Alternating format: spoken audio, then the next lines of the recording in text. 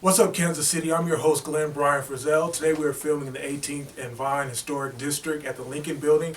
Today's special guest is seeking your vote in the upcoming elections for the 3rd District at Large City Council position. Please let's give a warm What's Up, Kansas City welcome to Mr. Quinton Lucas. And thank you, sir. What's up, Kansas City? How are you doing, Mr. Lucas? We're glad that you have you here with us today. Can you tell us a little bit about why you're running for the seat that is currently held by Ms. Melba Curls? Sure. She can't run again due to term limits. Why you're running and what you want your viewers to know about you. Sure. There are a lot of things that I'd like them to know. First of all, I'm a native of the area, native of Kansas City. We moved around a lot when I was a little boy.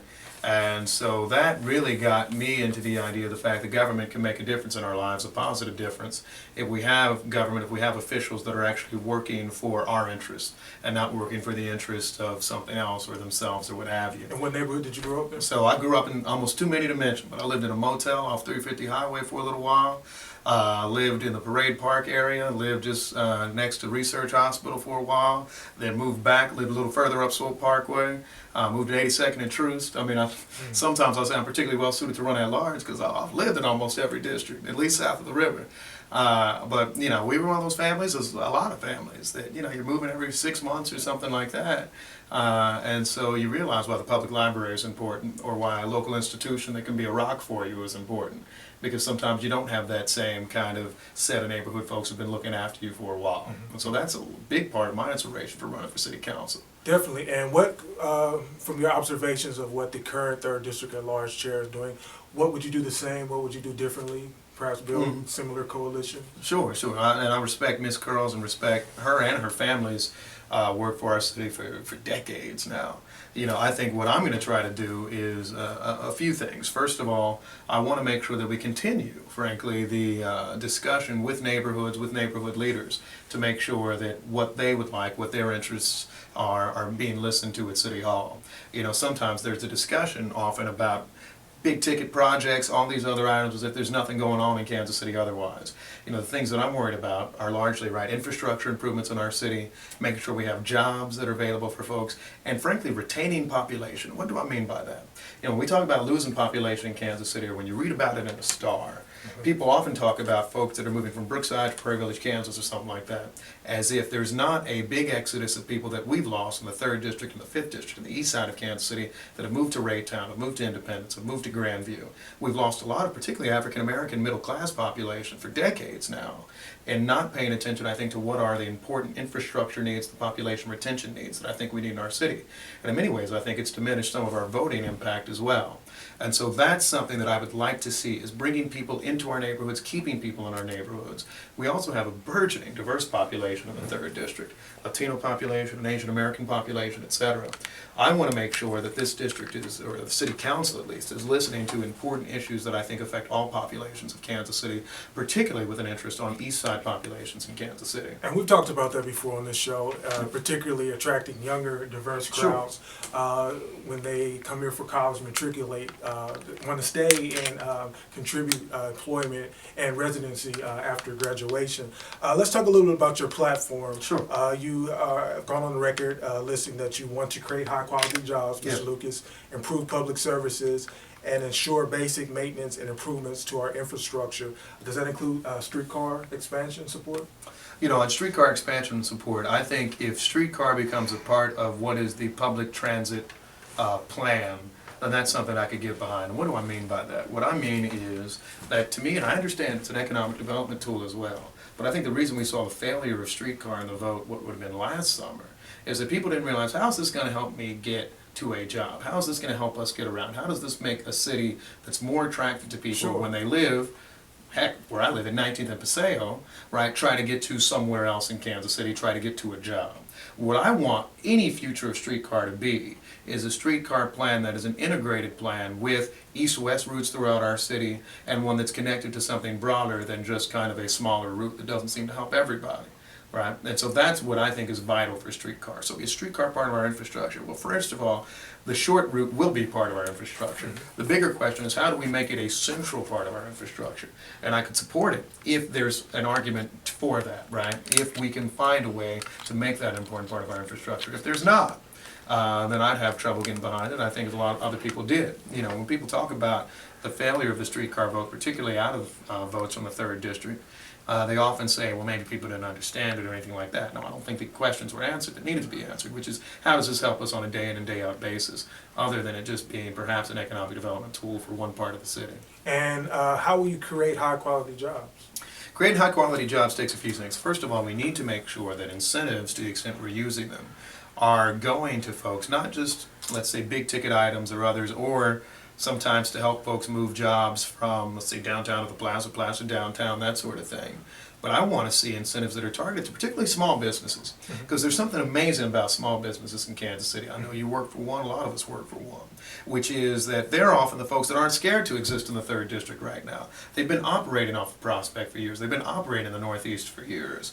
I'd like to see those types of people retained in Kansas City, and for us to attract more people like that, so that we're actually seeing targeted incentives that go to folks, particularly in the eastern part of Kansas City, and are really going to truly blighted areas, not just areas where you can come up with an argument of what blight is.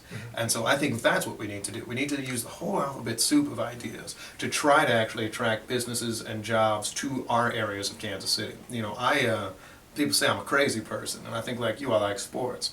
So I have Chiefs season tickets. I ran out to Arrowhead Stadium last year, and by ran, I mean I ran from my house at 19th and Paseo to Arrowhead Stadium, because I just want to see the whole district on foot, which is an amazing thing to do. And the interesting thing is, as you get out there, particularly close to 435, you have all this space for factories, and you have a lot of closed up factories, a lot of closed up industrial facilities, right? And we need to have investment there. That's where I want to see more jobs too. Because we have in our area, areas that are already plotted for, right, light manufacturing or even heavier industrial work. That frankly we're not using our incentive plans to try to target enough now, and where we could have a ton of jobs not only going to those of us who live in the eastern parts of Kansas City, but could really be a boon, I think, to business to Jackson County. So you're an athlete. I've driven through the Leeds area many times. Yeah. And you see the one diner, and you see Right. factory, you see maybe one worker, a couple of cars parked, and you're like, Arrowhead, you know, all this business is down the street. Right. What can we do with this area?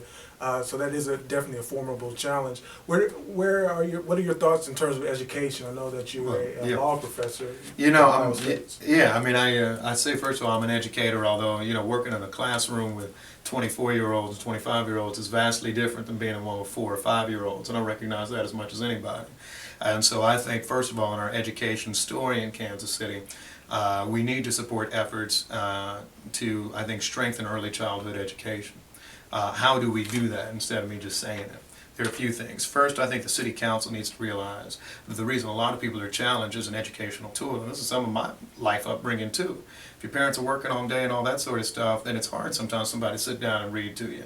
So we need to make sure that we're still investing, I think, in our public library system. That's where I got most of my knowledge when I was a young boy and all that. I spent long summer days there because it was air conditioned too. Which branch? So I went both to the southeast branch. I spent some time actually riding my bike when I was over on Truth to the Waldo branch, so you go kind of west Southeast from and there. Waldo, those are the two, southeast and southwest. Right, right. And so, you know, so I spent a lot of time down there.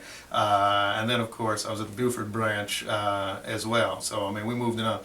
Heck, sometimes I even got to the old downtown library, too, back when it wasn't in its current location. Had to. But anyway, I mean, I think what we need to do is make sure we're supporting, I think, what are, you could say, kind of our safety net educational providers. First of all, that'd be our public library system. I think our community centers need to be properly funded. I worked with the Department of Parks and Recreation to work on all those issues. I think in addition to our community centers and our public libraries, we need to support indigent health care, particularly health care for children.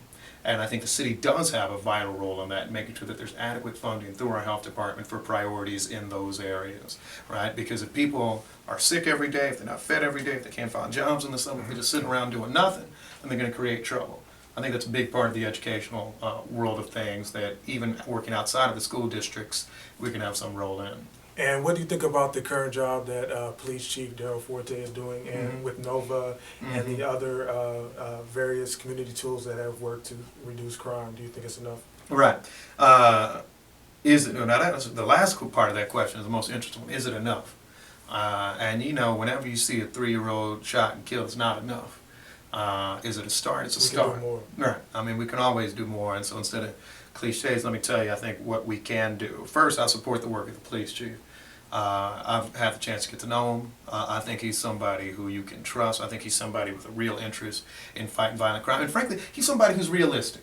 He's somebody who is exceedingly realistic. I heard a talk of his the other day, and maybe he'll get mad at me for telling his story. But you know, he was asked the question about Ferguson, Missouri. How do you keep a Ferguson from happening here? How do you keep a Baltimore from happening here? And his answer was, you know what, sometimes, right, things happen. Things will happen, but the bigger part of it is how you respond to it. And I think he recognizes, and now I'm not trying to put words in his mouth, but I think he recognized the tragedy of Ferguson is that you have a police force that was disconnected entirely from a community. You're looking at an image of a white police officer standing over a black body, right, in the street for 4 hours in the middle of the summer. Right? That's the tragedy of it. That's what gets people angry. People know that there are always going to be issues, there are always going to be accidents, there are always going to be incidents. How you respond to it is important for people knowing whether the police department is there to protect them or the police department is there to be almost an outside force that's an enforcer against them.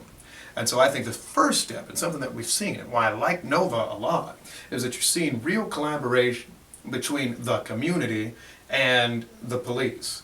And what do I mean by the community? It's more than them just saying, I'm going to go talk to the same 2, 3 community leaders every time something happens.